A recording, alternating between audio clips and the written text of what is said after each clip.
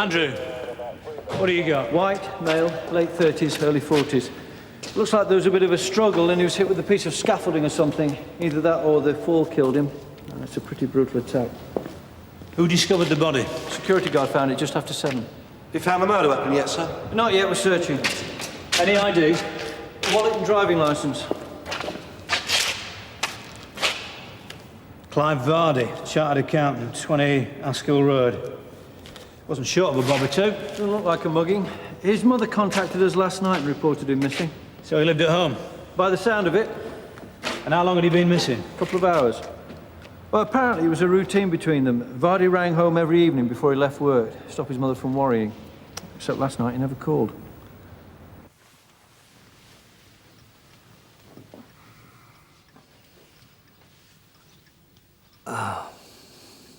Mrs. Vardy, we believe that your son Clive was found dead just after 7 this morning. I don't think you're sure that it is Clive. We found some ID in his pockets. We will need you to make a formal identification. We believe he was attacked. Would you like a cup of tea? I'll do that. No, there's no need. I'm quite all right.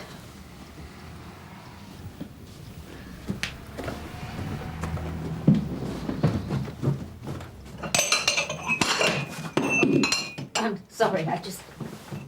Sorry. Well, I just can't take it in. Sit down, Mrs. Vardy.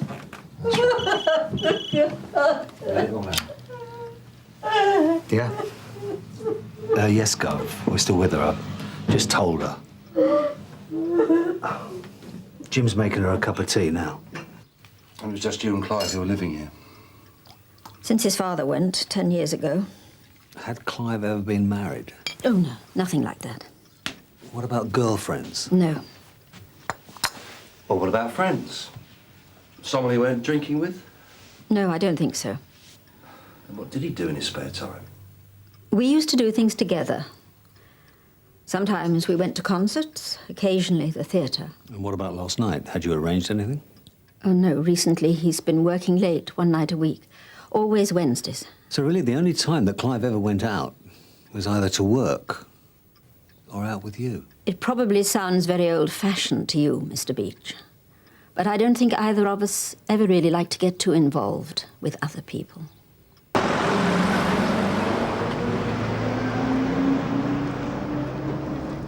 Carson, I'm sorry to get out Mrs. Vardy's. You've got to feel sorry for her, Jim. Sounds like it was all she had. Yeah? It was a strange setup. He must have been pretty weird himself. Good morning. I'm DS Beech. This is DC Carver Sun Hill. And you're Miss... Diane Nash. I'm Mr. Vardy's office manager. I'm afraid we have some bad news about Mr. Vardy. What sort of news? He was found dead just after 7 o'clock this morning. What happened? Was it an accident? We're treating it as a suspicious death. It's just such a terrible shock, that's all. Look, I'm probably barking up completely the wrong tree, but... Go on. I've been terribly worried about Clive, that he was in some kind of trouble. What sort of trouble? Well, recently, Clive's cash withdrawals have been going through the roof. Every Wednesday, he got out £500. I tried to talk to him about it, but he always got very defensive with me, which really wasn't like him because, well, we always had a very good relationship. Did you have any idea where this money was going? No. Well, I suppose with somebody else you'd always think of all the obvious vices. But not Clive, eh? No. Not Clive. Oh, Sarge, have you got a minute? Sure. It's about the Vardy case. In here. I've got a stop slip from last night. There was a burglary in the Talwyn Road area, and B team stopped Dennis Hepworth round the corner from the warehouse where the body was found. What time was that? 11:25. That's just after the time the FME reckoned that Vardy was killed. What did he say he was doing there? Well, he claimed he'd had a row with his girlfriend and was on his way round to her house to sort it out. They did a search, found nothing, but in view of what turned up this morning... I didn't know Hepworth had fallen for extortion. Yeah. I definitely think this is worth following up. Thanks, Donna. Morning, Dennis. We're investigating an incident that took place late last night. We'd like to check your whereabouts from 8 o'clock onwards. Already made a statement. We went to see a film with my girlfriend. Afterwards, we had a row, split up. And what time was that? Must have been just before 11, just before the pub shut. And then what? And then I decided to go round to her place to make it up when your mate stopped me and tried to pin a burglary on me. And what's your girlfriend's name? Helen, Naylor. She lives at 22 Conway Road. Yeah, I know the Naylors. So what were you doing down in an industrial estate on Tarwin Road? It's nowhere near the Naylors' place. I was just trying to clear my head before deciding to go round there. And what time do you go round your girlfriend's? About 11:45. And what time do you leave? 2:30. Helen's a cut above your usual old schlap, isn't she? Aye, well, I'm a lucky man. So, how does Dave Naylor feel about you sniffing around his daughter then? No problem. He knows I respect Helen. Do you know someone called Clive Vardy, Dennis? No, should I? His body was found about 200 yards away from where you were stopped last night. Ah, right. So last night you tried to stitch me up for burglary, and then this morning you tried to pin a murder on me. Well, it is a bit of a coincidence, isn't it? That's where you decided to take a walk last night to clear your head. Aye, well, I'm sorry to disappoint you, but I'm afraid that's all it was. A coincidence. So how do you know Hepworth's girlfriend? I was at school with her dad, Dave Naylor. I was a couple of years below him. But we used to hang around with the same crowd. He's a good bloke, used to really look out for me. So what's he do then? He's got a big plant hire business out near Epping Way.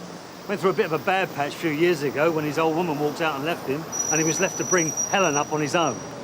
But he's doing all right now, which is why it's such a shame to see Helen mixing with such scum like Hepworth. Hello, Uncle Don. Hi. Is, Dad's not in right now. Well, actually, it's you we'd like to have a word with, please. Yeah, better come in then. Uncle Don, eh? Would you like a cup of tea? Oh, no, thanks, love. It'll only take a couple of minutes. All right. Look, could you tell us where you were last night? Yeah, I was out with my boyfriend. Who's he? He's called Dennis Hepworth. Where did he go? Sorry, but why are you asking me all these questions? Look, there's nothing to worry about, love. We just need to check a few details, that's all. So, where did you go? We went to see a French film at the Carlton. That doesn't sound like Den's cup of tea. He's dead ignorant like that. Kept wanting to know when the naked women were coming on. I thought that's what French films were all about. Yeah? Well, maybe I should take you next time. So where did you go after the film? We went for a drink in some pub, and then Den got all paranoid and reckoned I was eyeing up this other bloke. So I told him he could get lost, and I went home. Was that the last time you saw Hepworth? No. Came round here about 11:30, 11:45. All I love you, and I wouldn't get like that if I wasn't so scared of losing you. It's pathetic. And what time did he go? About 2, 15:15. That must be Dad now. Dad, Yeah? Uncle Don's come round. Ah, hello, Don. All right. Hello, Dave. How's it going? Yeah. What sort is it? This is a colleague, Jim Carver. Hello. We've just popped round to check a few things with Helen, that's all. Yeah? Like what? Helen tells us that Dennis Hepworth was round here last night. Yeah, he was. What's the problem? You were here then? Yeah, I was in all evening. Can you remember what time he arrived? Oh, I suppose it must have been getting on for midnight. No, it was definitely earlier. It was about 22:45, 22, but not midnight. That's what I said, sweetheart. That's what getting on for midnight's all about. So what's that Dennis been up to? No, just routine inquiries. Just one thing, Helen. The name Clive Vardy doesn't mean anything, does it? Clive Vardy, the accountant. So you know him then? Yeah, he used to do my books till I gave him his marching orders. Why was that? Wasn't happy with the service. When was the last time you saw him? About 6 months ago when I finished with him. Why? He was found battered to death this morning in a warehouse on the county industrial estate. When was he killed? Late last night. Look, OK, I'm not going to keep you two any longer. Thanks for your help, Helen. No problem. Right. Yes, thank you very much. You've been very helpful. What's up? I think I just got a bit more than I bargained for. With what? Well, that was Diane Nash, Vardy's secretary, on the phone. She's never heard of Dennis Hepworth, Right. but she does know something about Dave Naylor. OK, I can take a hint. Be in the canteen. Apparently he came to the office about 3 weeks ago and practically had a stand-up fight with Vardy. Did she say what this row was about? No, Vardy didn't tell her. Don, I wonder if you think it might be worthwhile having another chat with Naylor.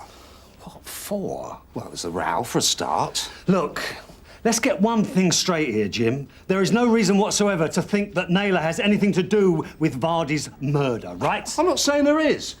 Look, I just think it might be worthwhile having another chat with him to cover our own backs. Look, if it makes you feel any better, you go and have a chat with Naylor. But I don't think there's any point in wasting his time or mine, OK? You got a problem? No, Gov, not at all. So who's this Dave Naylor? Clive Vardy used to be his accountant. So what do you know about Dave Naylor? He's got his own plant hire business. And? And I used to be at school with him. Look, if you've got a conflict of interest on this case, Don, maybe we should get somebody else in to run the investigation. Look, Gov, the only reason that I didn't want to have a chat with Naylor was that I don't think we've got anything to go on, that's all. I hear that Dennis Hepworth was stopped in Towin Road last night. Yeah. He claims he was on his way to see his girlfriend, Helen Naylor. I'm sorry, sir. There's someone waiting for you in the front office, Dave Naylor and his daughter. Right. I'll save you a visit. Look, Helen's got a bit of an apology to make to you for wasting your time. Oh, yeah? Yeah, apparently she told you she was out with Hepworth last night. Helen? That's not true. I was at home with my dad all night. Right. I think we'd better have a chat, don't you? Alone, please, Dave. Jim? Will you stay here with Dave for a minute? Sarge. Thanks. Helen?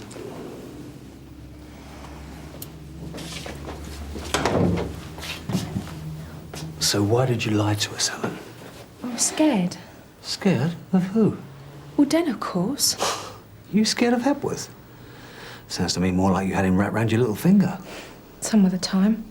Not always. So you didn't see him at all last night? Oh, he came round about 11:45. I didn't lie about that, but I didn't see him earlier. And whose idea was it that you came down here, yours or your dad's? Well, my dad's. Right.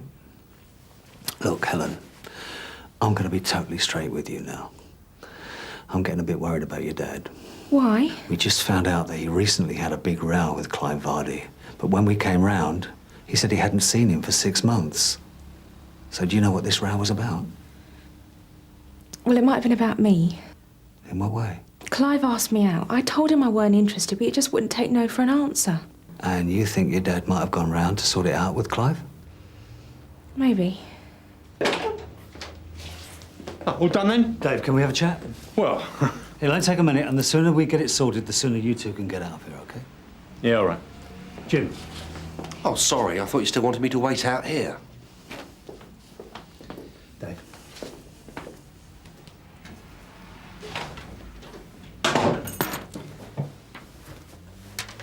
So Helen was at home with you last night? That's right. Not out with Hepworth? No. But it was your idea that she should come down here, not Helen's? Yeah. If Hepworth's done something, there's no point in her being dragged down with him, is there? Apparently, you were in Vardy's office 3 weeks ago. Oh, yeah. There's a tax cock-up. I'd completely forgotten. Are you sure that's all it was about? Yeah. I had to pay a penalty. Why should I pay for his mistakes? It didn't have anything to do with Helen, did it? Come on. What's Helen got to do with it? We hear that Vardy asked her out a few times. Yeah? Well, I don't get involved in that part of Helen's life. Look, I'm sorry if you don't believe me, but the only other person who could tell you what the row was about is dead. So, anything else you need to know, you know where to find me. So you're just going to let him go, then? What do you want me to do, Jim? Nick him for having a row with his ex-accountant? Look, I've been a good boy. I've had a talk with Naylor. He's told me what the row was about. And you're happy with his story, are you? Look, even if I wasn't, there's not a lot I could do about it now, is there? Come on, let's get Hepworth. What are you trying to pull here, Beech? I was with Helen last night. I told you. We went to a film, we had a drink. And then you had a row. Aye, that's exactly what happened. Have you asked Helen?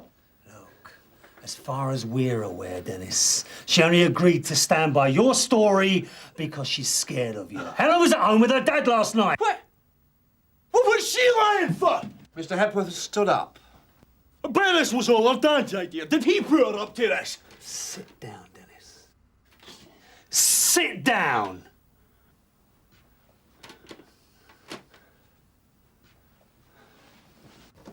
Mr. Hepworth has sat down. Right. Why'd you say that? Well, he's trying to set me up, isn't he? Why would he want to do that? To get me off the scene. No, but I'll tell you this, right? Helen was with me last night, no her dad. Sarge, what if Naylor is trying to set Hepworth up? How do you mean? Look, what if Naylor got mad over Vardy coming on to Helen and he lost his head? And because Hepworth was in Torwin Road last night, Naylor's trying to stick it on him. Jim, why would Dave Naylor, with a successful plant hire business, want to extort £500 a week from his ex-accountant, eh? Sarge, this may not be my place, but perhaps the DCI has a point about the conflict of interests. Yeah, you're right, Jim. It's not your place. Sarge, I've had a Mrs. Vardy on the phone. She says it's urgent. Can you get round there straight away? Right, thanks, Jim. I found it in Clive's wardrobe. It's a recording of a conversation. Involving Clive? Anyone else? A woman. Did you recognise the voice? No. It's all there. 500. It better be. You know why I'm doing this, don't you? You know that I want to see that you really love me. If I think you don't, I'll just have to tell the police what you've been doing. Yes, I know. Please don't do that. I don't want to, but it depends. Do you want to see? Yes.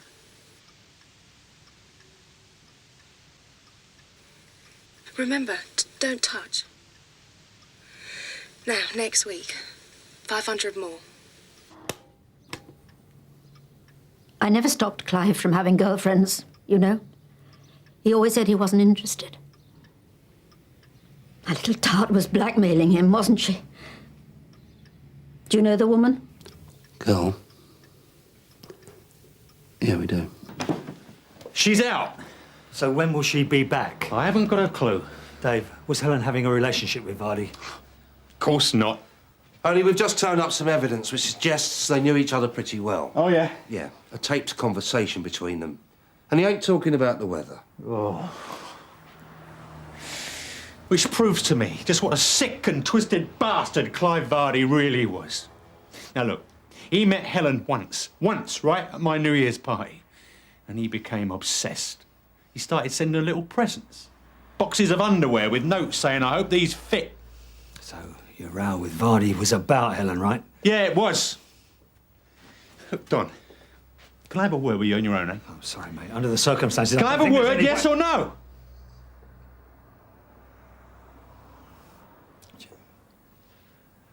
Please. Thanks.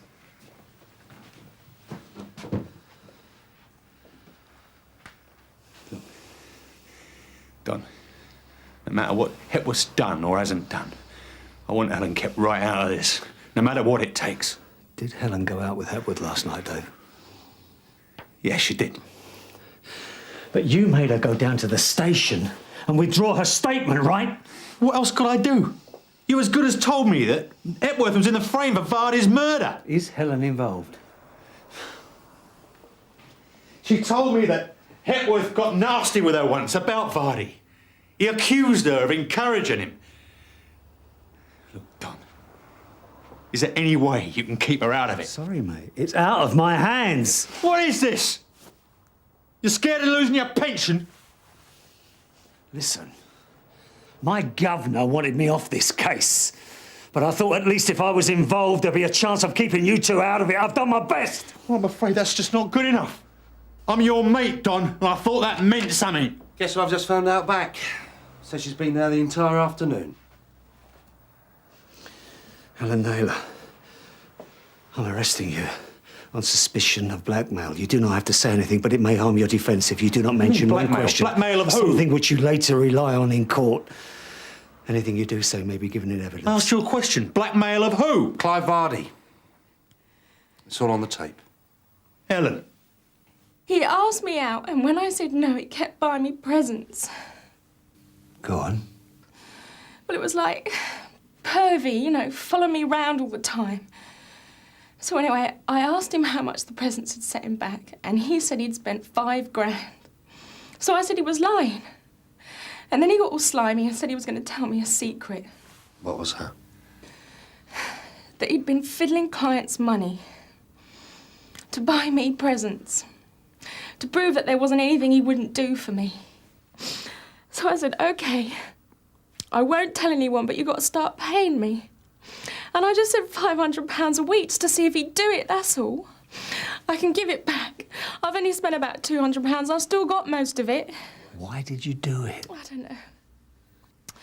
Clive had this image of me. He called me Princess. He tried to make out I was something different. He said I was pure, untouched, you know. And then when I started seeing Den, he said I'd made myself cheap and dirty. Then he said I'd destroyed his life, and now he was going to destroy mine. So he did threaten to turn you in, or tell your dad? Is that when you and your boyfriend decided to get rid of him? No. Den didn't know about the blackmail. I just wanted him to scare Clive off. I couldn't tell him about the blackmail, though, could I? So I said Clive would rape me. Oh, Den just went mad. He said nobody did that to his woman and got away with it. Oh, I didn't mean this to happen, honestly, Uncle Tom. Clive said that Den had got it all wrong, that he'd never do anything to hurt me. He said he loved me. And that's when Den just lost his rag. That's when Den killed him.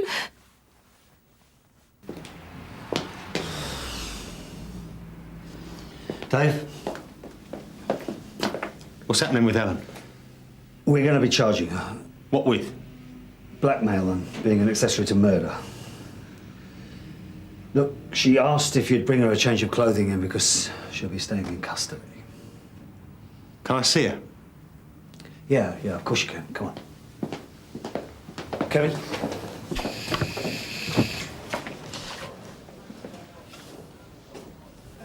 You could have done something for her if you really wanted to, Don. She's all I've got. Yeah, I'm sorry, mate. So am I.